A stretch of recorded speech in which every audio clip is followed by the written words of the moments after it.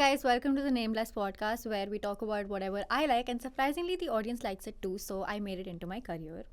So last time we spoke about Christopher Nolan, and today we're going to take things a little closer to home. We're going to deep dive into Bollywood when it comes to dancing, singing, and casting. And for that, we have a very special guest today, Miss Sabha Bharit. Hi, ma'am. Welcome to the podcast. How are you? Thank you Arunya, thank you. Okay so just for the beginning मैं आपसे ये चाहूँगी कि आप अपना एक थोड़ा सा background, you been in the industry for a long time, तो आप अपना बस थोड़ा सा ब्रीफ कर दीजिए आप. Oh, my name is Sabha Bari and I was the winner of Boogie Woogie 2009. Then I have done India's Got Talent 3. I've been working from last 42 years. Family background is from community theatre. We are all actors. My mom, dad, Bua, Masi, everybody is actor and lots of singers in house. So, yeah. तो आपका first project like what, how old were you when you got your first project? Oh, actually, technically, professionally is different. I acted in my first theater when I was 3 years old. और actually मेरा अगर आप कहें कि stage में आपके कदम कब पड़े थे, तो I was 2 months year old. All India drama competition था, तो नागालैंड के एक ट्रुप को एक बच्चा चाहिए था छोटा सा. तो मेरी मम्मी ने कहा, मेरी मम्मी से वो एक्चुअली छीन के ले गए कि यही बच्चा हमें चाहिए. और दैट प्ले वन दैट, तो मम्मी ने कहा अच्छा तुम्हारे पहले कदम उसी वक्त पड़े थे. तो एक्चुअली टेक्निकली वही. But yes, I have done more than 200-250 plays and I have directed more than 50 plays. I've done my double diploma in film direction, and I'm a professional choreographer, and I teach acting for camera. Just life is going on. तो basically मतलब पैदा होते ही industry में ऐसे झलांग मार दी आपने. I'm blessed. Good to know. Thank you very much. But see आपका तो ऑलरेडी, बिकॉज आपने बोला कि आपकी पूरी फैमिली ऑलरेडी इस सब में इन्वॉल्व थी. What about newcomers? Do you think that the industry is welcoming to newcomers, और आपको लगता है कि वो बिल्कुल मतलब अभी बस नेपो किड वो हो गया है? नहीं, ऐसा नहीं होता है कि वेलकम तो सबका ही है. अब अलग अलग तरह से वेलकम होता है. देखिए, अगर मैं इंडस्ट्री की बात करूँ तो एक्चुअली कड़वा सच जिसे कहते हैं कि 2 तरह के लोग इंडस्ट्री को चलाते हैं या काम करते हैं. एक जो बिल्कुल ही गरीब, और आपने सुना होगा कि मैं सड़क पे सोया था, ओहो मैं तो चाय बेच रहा था, या मुझे कंबल भी नहीं मिलता था, मैं स्टेशन पे ऑटो रिक्शा में सोता था. तो ऐसे लोग जो कहीं भी घुस के काम कर सकते हैं और कुछ भी करने के लिए तैयार रहते हैं, एक्चुअली उनके लिए हमेशा ओपन रहता है, क्योंकि वो कुछ भी का मतलब होता है कि आप कुछ भी कर सकते हैं. और एक जो पैसा लगाते हैं, जिनके पास पैसा है, जो आप कहेंगे देंगे मेरे बेटे को आप ये दीजिए 50 लाख, और RGV मेरे बेटे को 25 लाख लेके एक फिल्म में कर देते. तो वो एक्चुअली उन्होंने किया भी था. वो फैक्ट्री नाम रखी थी उन्होंने अपनी प्रोडक्शन हाउस का. तो उसमें वो लोग पैसा लेते हैं और आपको लॉन्च कर देंगे. ये सब और एक्चुअली जब आप स्ट्रगलर कौन होते हैं? जो मिडिल क्लास के लोग होते हैं, जो एक्चुअली एक्टर्स होते हैं, जिनको साबित करना पड़ता है, प्रूव करना पड़ता है कि हाँ मैं एक्टर हूँ, मैं अच्छा हूँ. तो वो अच्छे के साथ तो काम नहीं चलेगा. या तो आप पैसे लाओगे या तो आप कुछ भी करने को तैयार होगे. तो दैट इज़ अ फैक्ट. तो अगर आप कुछ भी नहीं कर सकते कि नहीं मैं कॉम्प्रोमाइज़ नहीं करूँगा या करूँगी, इसमें लड़का लड़की नहीं है. आई एम माइंडेड कि इसमें ऐसा नहीं है कि सिर्फ लड़कियों के साथ ही कुछ ऐसा होता है कि नहीं उनसे ही डिमांड किया जाता है. लड़कों के साथ भी सिमिलर चीज़ होती है. तो देयर इज़, उनके लिए सारे दरवाजे खुले हैं. आप किसी भी तरह से उनके लिए अवेलेबल हो जाइए, और देयर इज़ वर्क. तो मुझे ये पूछना था, आपके इतने सालों के एक्सपीरियंस में आपको कभी ऐसा लगा है कि मतलब talent is like a second hand thing, like you can have talent but it's more about being a star kid and having connections that gets you work? Yeah, connection is more important. And if there is no connection तो आप भटकते रहेंगे. जैसे कि अगर आप music industry को देखिए, पहले ज़माने में वो स्टूडियो जाते थे. मुझे याद है मुन्ना अज़ीज़, मोहम्मद अज़ीज़, लक्ष्मीकांत प्यारेलाल जी से मिलने के लिए वो पूरे टाइम, वो पूरे साल भर वो स्टूडियो के बाहर बैठे रहते थे कि कब वो देखेंगे, कब वो गाना सुनेंगे. आजकल ऐसा नहीं होता. आजकल बड़ा अच्छा, मुझे तो लगता है अच्छा हो गया कि आप अपने गाने को रिलीज़ कर सकते हैं. और अगर आपके सब्सक्राइबर और आपके व्यूज़ ज़्यादा है तो everyone going to pick you. पहले तो वो गुटबाजी बहुत चलती थी कि एक फिल्म में भाई एक ही म्यूजिक डायरेक्टर होगा. आजकल तो आप जैसे बच्चे जो फिल्म बना रहे हैं वो एक ही 4 गाने 4 अलग अलग लोगों से ले सकते हैं. तो वो स्ट्रगल, वो अलग ही पॉलिटिक्स चल रही है. म्यूजिक इंडस्ट्री की अलग चीज़ें चल रही हैं, वो फिल्म की अलग चल रही है. तो आप अगर म्यूजिक की बात करें तो उसकी अलग कहानी है, फिल्म की बात करें तो अलग कहानी है, रियलिटी शो की बात करें तो अलग कहानी है. तो सब अपनी अपनी स्टोरी के साथ है. तो आपके साथ कभी ऐसा हुआ है like a very unfair rejection that you must have face, something that like really broke your heart? Rejection, no no no no, अगर रिजेक्शन हुआ, अगर अब मैंने इंडियाज गॉट टैलेंट 3 किया था तो रिजेक्शन नहीं था, they have already paid me for some rounds कि आपको जाना पड़ेगा। हाँ, ऐसा हुआ कि जब मुझे एक्चुअली उन्होंने दिखाया कि अब आप एलिमिनेट हो गई हैं, तो उन्होंने मुझसे कहा कि सबा जी अब आप एलिमिनेट होने जा रही हैं, आपको थोड़ा रोना है, आपको बताना है कि आप बहुत दुखी हैं। मैंने कहा मैं I am not going to do this. तो बोली अरे आप कुछ तो करिए। मैंने कहा मैं कुछ नहीं करूँगी, हाँ, मैं चली आऊँगी।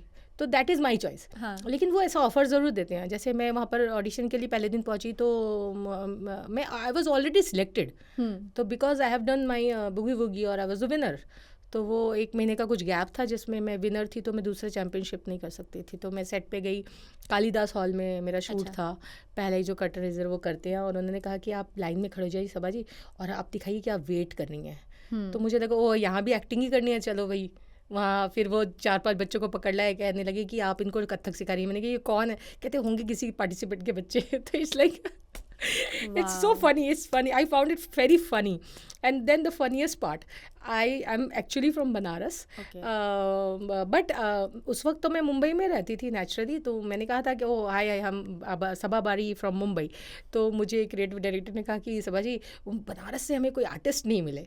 तो मैंने कहा बनारस से आर्टिस्ट नहीं मिले तो मैं क्या करूँ? बोले मैंने सुना है आप बनारस से आई हैं, तो can you dub from Mumbai to Banaras? Then I went to Yashraj studio और Reliance studio I guess, in Infinity के सामने, फन रिपब्लिक के सामने जो स्टूडियो है।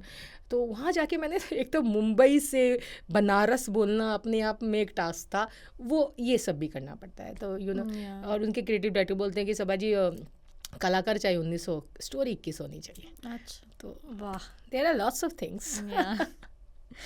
अनफिल्टर्ड। अभी अगर if I were to come to a little more of a serious topic, obviously इस इंडस्ट्री में अगर आपके पास या तो कनेक्शंस नहीं है या पैसे नहीं है या स्टारडम नहीं है व्हाटएवर, तो बहुत सारे लोग होते हैं जो सालों के सालों मतलब जो स्ट्रगल कर रहे होते हैं trying to get out there, right? तो ऑब्वियसली मेंटल हेल्थ पे बहुत इफेक्ट होता होगा। Was there any phase in your life where your mental health was affected by the weird competition and everything that happens in this field? Not actually. I told, as I told you कि I'm from the family. तो नहीं हमारे साथ ऐसा नहीं होता। या तो हम करेंगे या तो नहीं करेंगे। लेकिन ये भी रहता है कि आप फैमिली में हम एक दूसरे की हेल्प भी नहीं करते इतनी ज़्यादा। नहीं तो लोग कहते हैं कि जैसे मेरी फैमिली में बहुत सिंगर्स हैं जो इंडस्ट्री में, और कई लोग हैं जो एक्टिंग में हैं, लेकिन हेल्प नहीं करते, गाइड कर देते हैं। तो स्ट्रगल अपने आप में सबकी एक है। स्ट्रगल ज़्यादातर ये होता है कि लोगों की पहचान करना है कि ये इंसान अगर इतनी पेमेंट ले रहा है तो ये इस चीज़ में वर्थ है। उसी जगह आप एक दुकानदारी करें कि अगर ये 1000 रुपये में करेंगे तो मैं 500 में कर दूंगा, तो वहाँ पर लोग नेचुरली 500 रुपये वालों को ले जाते हैं, है ना? सम तो ये सब चिंदीबाजी तो चलती रहती है। तो यू कांट हैंडल इट। तब आपको लगता है कि यार मैं यही मतलब क्या मतलब मैं करूँ तो क्या करूँ? कि लोगों को ही पता नहीं है कि वो या तो आप श्यामक डवर का इंस्टीट्यूट, अब श्यामक डवर खुद तो कभी नहीं आता सिखाने के लिए, लेकिन उनका इंस्टीट्यूट जाना है, और उनके बच्चे जो जैज सिखा रहे हैं या जो भी सिखा रहे हैं वॉटेवर, वो सोलो डांसिंग नहीं सिखा रहे, लेकिन वो नाम के पीछे जो एक कहानी है ना, नाम, ठीक है, तो ऐसा ये समझ में आ गया कि नाम होगा तो हाँ पीछे पैसा भी आएगा। लेकिन ज़रूरी नहीं कि जिनका नाम है वो काम नहीं अच्छा कर रहे हैं, काम भी अच्छा कर रहे हैं। लेकिन कई लोग ऐसे भी हैं जो काम करते हैं, नाम किसी और का हो रहा है। लेकिन आप कोरियोग्राफर का जिसका नाम देख रहे हो सकता है उसने कोरियोग्राफी की ही ना हो, उसके पीछे कोई और काम कर रहा है, लेकिन उनका नाम असिस्टेंट्स में या जस्ट क्रेडिट जो आप पढ़ भी नहीं सकते। आप इतनी जल्दी आप क्रेडिट्स देखो तो आप इतनी जल्दी स्क्रॉल होता है कि आप सोचते हो कि बस ये तो नाम के लिए है, आप पढ़ भी नहीं पाते। आप हॉल पे जाइए, नाम के लिए होता है, या तो आपको पैसे मिलते हैं या आपको नाम मिलता है। या और कई ऐसे रियलिटी शोज भी थे जिसपे कोरियोग्राफर्स का नाम तक नहीं लेते थे वो। तो कई कोरियोग्राफर ने मुझे कहा कि मैंने कहा यार तुम्हारा नाम नहीं लेते, कहते सबा जी छोड़ो ना, पैसे तो मिल रहे हैं ना।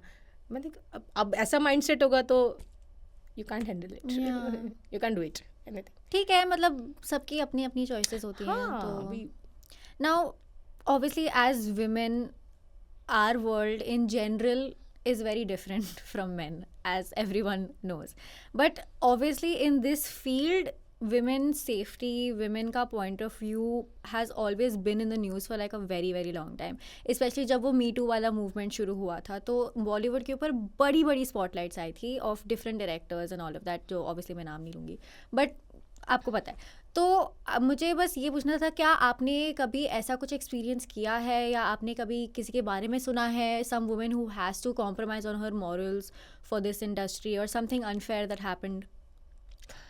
Being a woman, yes.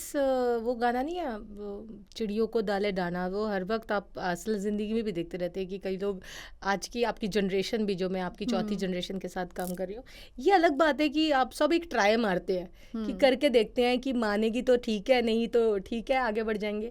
तो लेकिन ये एक बात मैं कहूँ आपको सच्चे अपने दिल से, बीइंग अ वुमन, ये me too is bullshit. What is this me too? Industry में क्या होता है, सब अपनी मर्जी से काम कर रहे होते हैं। If you want to compromise, you can compromise, you will compromise.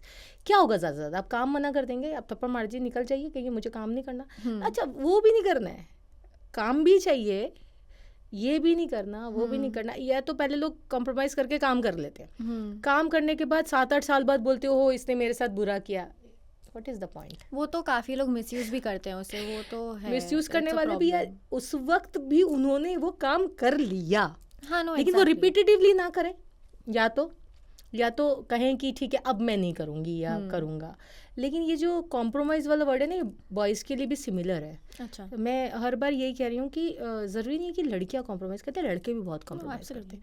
अगर मैं आपसे ये कहूँ तो ये गलत नहीं होगा कि अब ना लड़कियों को कोई भी ऐसा शरीर का हिस्सा नहीं रह गया जिसको देखा नहीं है लोगों ने, तो वो बोर हो चुके हैं। अब उनको लगता है कि लड़कों पे कई ऐसे लोग मिल जाते हैं, कहते हैं तुम मेरे बॉयफ्रेंड बन जाओ, बस सबको पता होना चाहिए तुम मेरे बॉयफ्रेंड हो। पब्लिसिटी बेसिकली, yeah, वो it's तो like- पीआर स्टंट्स तो बहुत ही होते हैं आजकल। Each and every it's a 50-50। या कोई ये नहीं कह सकता कि सिर्फ लड़कियों को कॉम्प्रोमाइज़ करना पड़ता है, लड़के नहीं करते। नहीं, लड़के सिमिलर करते, वो शिकायत नहीं करते, वो अपना काम निकलवा लेते हैं। बिल्कुल। और डायरेक्शन में भी हमें सिखाया जाता है how to handle producer. If producer is asking for some girl, भैया ऐसी होनी चाहिए। एक रियलिटी शो का मेरे पास आया था ऑफर जिसमें मैं डायरेक्ट कर रही थी, वो यूपी का या बिहार का कोई तो एक चैनल था, उन्होंने कहा कि एक रियलिटी शो बनाएंगे, तो उन्होंने कहा होस्ट बड़ी अच्छी होनी चाहिए ना, होस्ट। मैंने कहा this is not my job. नहीं, आपको तो कुछ नहीं करे। मैंने कहा मुझे कह रहे, मुझे लेकिन लाने के लिए कह रहे। See I am not a person who will get you the, if she और he is agree then it's fine for me. Who am I to stop them? There so many grey things are going on. क्या होता है कि इंसान अपना सच नहीं बताता, आपको सामने वाले का एक झूठ बता देता है आधे सच के साथ। तो वो आधा सच आधा ज्ञान हमेशा खतरनाक होता है। तो इसलिए दोनों पार्टी की बात सुन लेनी चाहिए कि एक्चुअली हुआ क्या था। तो आप अभी मान रहे हैं, आप कल नहीं मान रहे हैं, या अपनी बात बनाने के लिए नहीं, तुमने मुझसे ये वादा किया था। किसी को भी काम कॉम्प्रोमाइज से नहीं मिलता। काम तो पैसे वाले बहुत ऐसे प्रोड्यूसर्स हैं या फाइनेंसर्स जिन्होंने अपने बच्चे को लॉन्च किया, लेकिन हिट तो नहीं करा पाए। हिट कोई नहीं करा सकता, वो तो पब्लिक कराएगी, या तो उसका टैलेंट स्किल्स पे वर्क करेगा। तो there are so many things, there are so many, वो परतें हैं ना, बहुत सारी हैं। कोई एक सच नहीं है, बहुत सारे सच और बहुत सारे झूठ हैं। नाउ अनदर थिंग दैट जिस पे बहुत चर्चा होती है in the industry, specially for, actually now it's for both, like you said, man and women, ये जो ब्यूटी स्टैंडर्ड्स इन लोगों ने सेट करके रखे हुए हैं ना, कि मतलब लड़की के चेहरे पे एक भी बाल नहीं होना चाहिए, everything should be completely vaxxed, fair, this that. जैसे आपने बोला कि लोग आपको बोलते हैं कि होस्ट बड़ी अच्छी होनी चाहिए, वो मतलब अभी भी चेंज नहीं हो रहा। Like it's been so many years since the industry has been running, but this mindset is just not changing. Do you see any change or anything when it comes to आजकल के नए actors? जहाँ तक appearance की बात है, yes, मुझे लगता है हर लड़की का और लड़के का अपना पर्सनल है कि वो अच्छा दिखना चाहिए। तो लोग सोचते हैं कि भाई एक आइडल बना लेते हैं कि सामने जो वो खूबसूरत हो, है ना। तो खूबसूरत की क्या ही डेफिनेशन है, जबकि हम बच्चों को सिखाते हैं कि श्रृंगार रस, खूबसूरत कुछ भी नहीं है और खूबसूरत सब कुछ है। There is no beauty like, and everything is beautiful. जो आपको खूबसूरत लगता है वो खूबसूरत है। हाँ, वो तो अब अमिताभ बच्चन को कूली बना देते हैं तो लोग कूली सोचता है कि ओहो भाई अमिताभ बच्चन कूली है तो मैं भी अमिताभ बच्चन से कम नहीं हूँ। That is connection. एक्चुअली आप अभी देखे, पहले के लोग देखे, धर्मेंद्र, जितेंद्र, उनको आप कोई भी अनअप्रोप्रिएट उनके खिलाफ कोई चीज़ नहीं करवा सकते थे। लेकिन अभी के जैसे आयुष्मान खुराना, बाला जैसी फिल्म की, आप सोच भी नहीं सकते कि अमिताभ को कोई 35 साल पहले बोलता है कि आपको बाला बनना है, तो वो तो कहता है कि क्या दिख मत जाना वापस, या धर्मेंद्र जी को बोलते। तो इट हैज़ बीन चेंज्ड। उसी में बाला फिल्म में उसने जो एक्टर थी उन्होंने भी काली लड़की का रोल किया था, she was a lead actor. तो I think this generation is accepting the reality, because real location पे शूट करना, रियल करेक्टर को एक्सेप्ट करना. यस, मैं अगर काली हूँ तो मुझे एकदम एकदम डार्क टैन काली दिखना है, या मैं टकला हूँ तो मुझे मुझे वीक पहननी है, या वट एवर इट इज़. तो दे आर एक्सेप्टिंग. लेकिन मुझे लगता है लड़कियां खुद से भी अवेयर है कि मेरे बाल ठीक होने चाहिए, मेरी शक्ल होनी चाहिए अच्छी. वो स्टैंडर्ड नेचुरली लोग जब चाहते हैं, एक होता है ना कि आप खूबसूरती की तरफ पहले अट्रैक्ट होते हैं. लोग सोचते हैं कि कैमरे के सामने आ गई तो भाई ढंग से कपड़े पहने, या किसी फंक्शन में भी जाते हैं. It's very personal thing. तो लोग जो आम जिंदगी में सोच रहे होते हैं वो चाहते हैं कि सामने से भी वो आइडल की तरह दिखे, कि आप जब स्टेज पे आते हो तो उसने ऐसा कुछ ना पहना हो जो अजीब सा लगे, भाई क्या पहन के आ गई.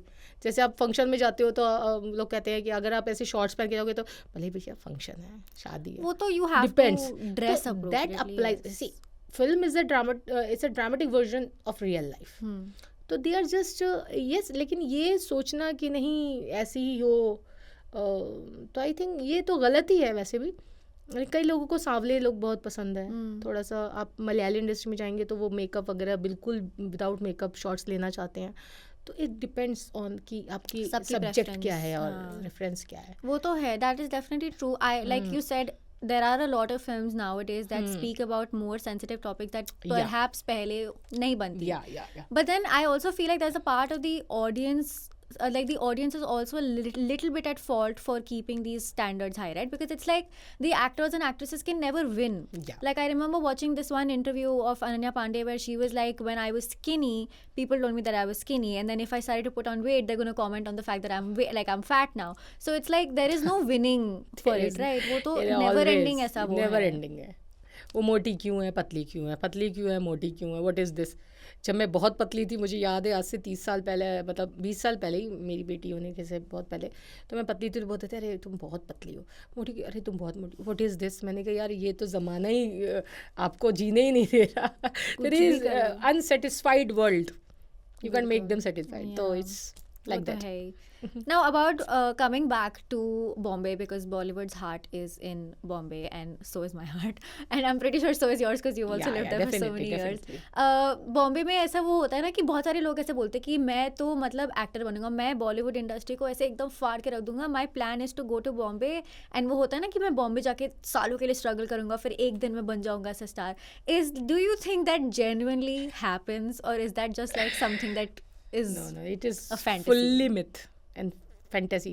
प्रॉब्लम ये भी है कि घर में क्या होता है कई बार, अरे तू बड़ा स्मार्ट दिख रहा, हीरो क्यों नहीं बन जाता. सीधा हीरो, एक्टिंग वैक्टिंग नहीं, एक्टर नहीं, सीधा हीरो. और इंडिया में प्रॉब्लम ये है स्क्रीन टाइमिंग की. अरे मेरा तो एक ही सीन है, मेरा तो, अरे एक सीन में भी आप कुछ भी कर सकते हो. That is the problem. हाँ, कोई अच्छा दिख रहा है, सुंदर दिख रहा है, तो हीरोइन बन जा भाई, चले गए मुंबई. तू अच्छा दिख रहा है, स्मार्ट है, हीरो बन जा. अच्छा, स्किल्स टैलेंट उसकी कोई बात नहीं कर रहा है, तो वही भटकेंगे ना भाई. जहाँ कैमरा ऑन है, आपने एक्ट किया, हमें पता चल गया कि ये तो एक्टर है. हम जो ये पूरी जिंदगी लगा के एक्टिंग कर रहे हैं, थिएटर कर रहे हैं, सीख रहे हैं, सिखा रहे हैं, वो माइनस में आ जाता है कि उनको लगता है कि वो अच्छे दिख रहे हैं तो बस हीरो बन गए. वो जो टारगेट हीरो है ना, और आजकल तो यूट्यूबर से टारगेट, मतलब एक्टिंग का पता नहीं व्यूज, वो तो हाँ, that's a marketing strategy now. अभी क्या हो गया है कि वो लोगों का वो बन गया है, सेट गोल हो गया है. अरे वो यूट्यूबर, लोग कई बार ऐसे आते हैं मेरे पास कि ये यूट्यूबर, मैंने नाम भी नहीं सुना, कौन क्या. नहीं, अभी दूसरे सारे प्लेटफॉर्म जैसे मर्ज हो जाते हैं ना, प्राजक्ता कोहली को ले लो, कुशा कपिला को ले लो, सारे ये लोग इंस्टाग्राम, यूट्यूब वगैरह से ही तो आए हैं. अब लोग प्रोफाइल भी मांगते हैं. मजेदार बात यह है कि कास्टिंग में अब लोग देखते हैं इसकी इंस्टा पे व्यूज कितने हैं, फॉलोअर्स कितने हैं. तो अब क्या वो सब कुछ बिजनेस. जैसे फिल्म पहले silver jubilee, golden jubilee, diamond jubilee होती थी. अब इस फिल्म ने 100 करोड़ कमाए, इस फिल्म में जब पर्सपेक्टिव ही बदल गया आपका, तो आपकी सोच बदल गई. आप, वो भी बुरा नहीं है, अच्छी बात है, पैसे कमाए भाई, सबने मेहनत की है, सबको पैसे मिले, that is not wrong. But जब आपका गोल सेट हो जाता है ना कि आप किसी के पर्सनैलिटी, आप आम लोगों की सोच, जो आपने पहले पूछा था मुझसे कि लड़की की शक्ल अच्छी होनी चाहिए, हीरो है तो ऐसे दिखना चाहिए ना, ये आम लोगों की सोच है. ये ऐसे हैं कि तू, जैसे मैंने कहा, तू अच्छा दिख रहा है, अरे हीरो क्यों नहीं बन जाता, सीधा हीरो. मतलब अरे भाई, थाली सजती है, दाल चावल से खाना नहीं बनता, चटनी सलाद और सब्जी मिक्स वेज, ये भी चीज़ें हैं ना, इससे थाली बनती है. तो जब आम लोग ऐसे सोचेंगे ही नहीं, लोग कहते हैं कि हम ऐसी फिल्म बनाई, ऐसी, अभी ऑडियंस को ये पसंद है, ऑडियंस को कुछ भी पसंद नहीं है, ऑडियंस को सब पसंद है. आप दिखाने वाले बनो. तो ये ऑडियंस से पूछे भैया आपको क्या पसंद है, भैया आपको, ऐसे तो कोई पूछता नहीं है, आप अपनी सोच रखते हैं। अब थिएटर में देखते हैं तो सेंसर है भाई, फ़ोन में सेंसर नहीं है, OTT पे सेंसर नहीं है। आप घर में जो गालियाँ दे रहे हैं आप OTT पे देख रहे हैं, आप आजकल तो OTT की दुनिया में आप सक्सेस गारंटी कर ही नहीं हाँ, सकते। लेकिन गाली और ये सब चीज़ें आप हॉल में दिखा नहीं सकते, ए सर्टिफिकेट मिलेगा आपको। तो बिजनेस क्या है कि आप दो, अगर कोई एडल्ट मूवी देख रहे हैं, ए सर्टिफिकेट वाली मूवी देख रहे हैं, तो 2 लोग आएंगे, एक आदमी आएगा। अगर आप ए सर्टिफिकेट नहीं है आपका तो पूरी फैमिली आ जाएगी देखने। लेकिन लोग फिर भी OTT देखना चाहते हैं क्योंकि वो असलियत के साथ है। लेकिन जो घर में खुद गालियाँ दे रहे होंगे वो हॉल में बर्दाश्त नहीं करेंगे क्योंकि उनके बच्चे के सामने वो गाली सुने, लेकिन वो घर में बच्चे को ज़रूर गाली दे रहे होंगे। वो तो ये जब आम इंसानों की जिंदगी में ही इतनी सारी उलझने हैं, तो वो कैसे हम ड्रामेटिक उसका वर्जन बनाएं? That is so true. या बस अभी एक लास्ट क्वेश्चन है मेरे पास कि अगर आपके पास कोई कोई भी हमारे ऑडियंस में शायद होगा कोई someone who wants to pursue this industry और व्हाटएवर, क्या आप उनको इंकरेज करोगे कि हाँ इस इंडस्ट्री के पार्ट आओ, या बोलोगे कि भाई बिस्तरा बांध के भाग जाए यहाँ से? नहीं, being a film student, being a film person और इंडस्ट्री पर्सन, मैं कभी किसी को नहीं रुकूंगी। मैं तो चाहती हूँ कि जो आते भी हैं, जो हमारे स्टूडेंट्स हैं, वो अगर कुछ बनना चाहते हैं, अगर स्किल पैशनेटली एक्चुअली बनना चाहते, सीधे हीरो या हीरोइन नहीं बनना चाहते, लेकिन पहले चाहते हैं, समझते हैं कि स्किल्स है भाई, ये कला है, ये मजाक नहीं है। जो एक्चुअली कितना भी आपके पास पैसा हो या कितने भी आप कुछ भी करने को रेडी हो, आपके स्किल्स डेवलप नहीं कर सकते। आपको लंबी रेस का घोड़ा आपके स्किल्स बनाती है, आपकी मेहनत बनाती हैं, आपका व्यवहार, आपकी पंचुअलिटी, आपकी सिंसियरिटी बनाती है। ये तो कड़ा सत्य है। लेकिन अगर कोई हवा में आता है मुझे तो हीरो बनना है, मुझे तो हीरो बनना है, उसकी कोई हेल्प नहीं कर सकता। लेकिन इनकरेज क्यों नहीं करेंगे? हम तो चाहते हैं कि सारे अच्छे कलाकार सामने आए, लोगों पे आए। तो सबसे पहले लोग खुद से ही कनेक्शन ढूंढने लग जाते हैं। अरे आप सरकारी ऑफिस में कनेक्शन ढूंढने लग जाते हैं, रिश्वतबाजी चलने लग जाती है। वो तो आप अभी पहले से ही आदमी को पाल पोस के बड़ा ही किया गया थी, मैं ना, मेरी यहाँ जान पहचान है, तुझे पता है मैं कौन हूँ, तुझे पता है मेरे पापा कौन है। ये तो आम में चल रहा है। तो ये जब शुरू से ही माइंड सेट हो जाता है तो आप स्किल्स की बात ही नहीं करते कि मेरे पापा के पास तो पैसा है, ये लो 25 लाख, ये लो 50 लाख, 1 करोड़ लो, मुझे हीरो बना दो। मुझे क्या करना है मुझे नहीं पता, मुझे हीरो बनना है, मुझे हीरोइन बनना है। वो तो ये माइंडसेट जब शुरू खत्म हो जाएगा कि भाई ये कलाकारी है, ये आर्ट है, आपको आगे लेके जाएगा, तो आपकी कलाकारी, आर्ट, स्किल्स, व्यवहार, पंचुअलिटी, सिंसियरिटी लेके जाएगी। ये जब तक सेट नहीं होगा, माँ बाप अपने बच्चों को नहीं समझाएंगे, तब तक कुछ नहीं हो सकता। हम तो इनकरेज करेंगे। That is incredibly motivational. या समझ आ गया तुम लोग को, सिर्फ दाल चावल नहीं बनना है, पूरा थाली बनना है हम सबको, ठीक है? कलेक्ट योर स्किल्स, एंड अगर स्किल्स है तो no one can stop you from getting into this industry. So thank you so much. We had such a great, insightful conversation. Pleasure. Miss Samabhari. Thank you so much. We will be back with another episode. Thank you guys so much for watching.